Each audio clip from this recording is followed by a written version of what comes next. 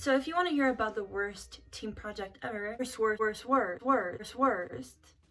team project ever, and see how I kind of managed to still get a good grade, stay tuned. Okay, so in this class, we had this project to do, which was essentially breaking up the class into teams. Each of them were different companies, and all these companies had to rival with each other on the same market to be able to get the highest share value and triple bottom line value, triple bottom line being people, planet, and profit. I started this class knowing absolutely no one, was put in a team with 4 different people. I was the CEO, so I had to manage all of that stuff, and I was put with this one person. Let's call this person Acorn. And Acorn seemed to be somebody who was really relaxed. Now, me, whenever I think I can get an A+, I'll be aiming for the A+. Anyway, into the crunchy part of the story, we had this one presentation to give in. We had all decided to meet and do a practice round for the presentation on Wednesday and do one again on Friday for the people who maybe weren't as ready. So we did it on Wednesday. Acorn didn't show up. Friday, and he showed up this time, but he hadn't prepared a text for what he was going to say, and he was completely clueless. He was supposed to create financial forecast. He didn't make the forecast, so I asked somebody else, and Acorn took the forecast and didn't understand anything of what was on there, although he was a finance bachelor. Couldn't present it to us, so I said, okay, fine, let's do a meeting on Saturday.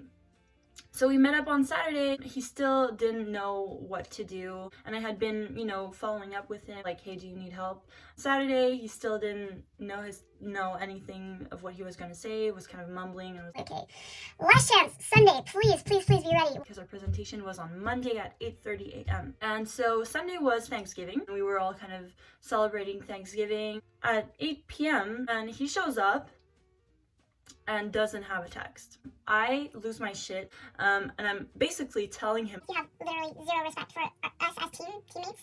We've all done our work. We've done everything but write a text for you. How can you be so selfish? Blindsided us, and now we have to manage everything for you. You won't present. I don't want you to present your bullshit to the teacher. He didn't want to. Because that would deduct something like 10% off his grade. Literally, you have 1 hour to get your shit together. Acorn logs back in at 9, and this time, he still doesn't have a text.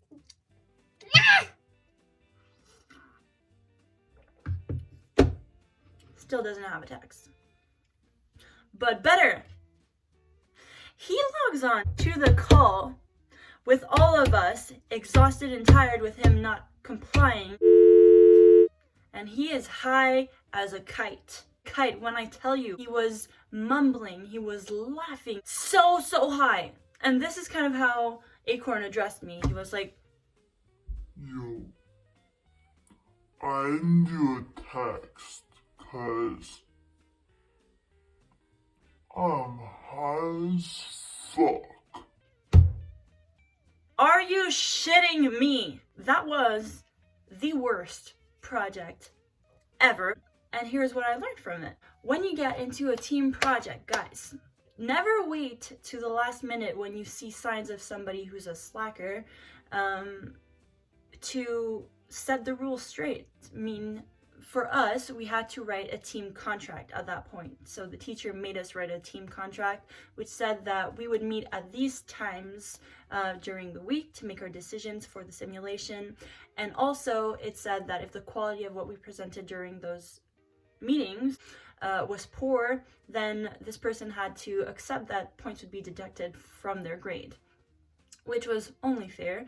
And I think it's really important to do that. If ever you see somebody who really isn't complying at all and it's your grades at stake, I know you work hard to pay your tuition, to be there. There's an opportunity cost to going to school, and you want to make sure that you don't have this one person dragging you down. Team contracts can be really helpful. But if not, make sure that you understand everybody's kind of situation in the group. If you don't know them, are they working a full-time job as well? Are they working part-time? What other classes are they taking? What kind of time do they have?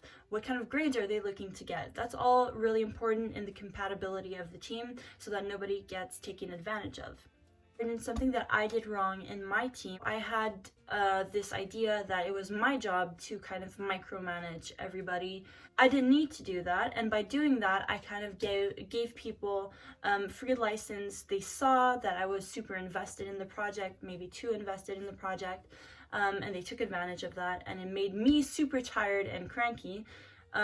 So make sure that you work on what you're supposed to work. You're not a nanny at a certain academic level. You're not supposed to be watching over what everybody does. If they don't do their part and you have a group contract set in place, this person is the only person that should be penalized.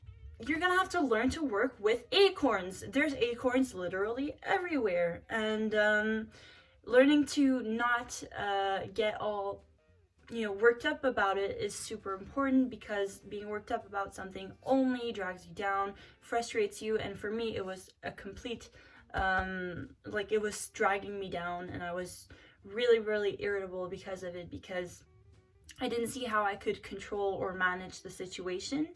And the important thing that I should have understood is that I couldn't manage that situation. The only thing that I could do was do my job as best I could and try to cover this acorn's ass as much as I could, because he didn't care if we failed the class or if we passed. So that's kind of what I learned from it. Hopefully it could be useful to you. I really don't wish anybody to get acorns in their group projects, but if you do, that's kind of what you should do to manage them as much as you can. And if you have any questions, I'm definitely open to answering them. Leave them in the comment.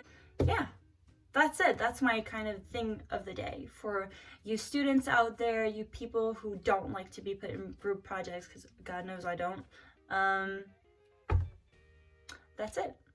So bye.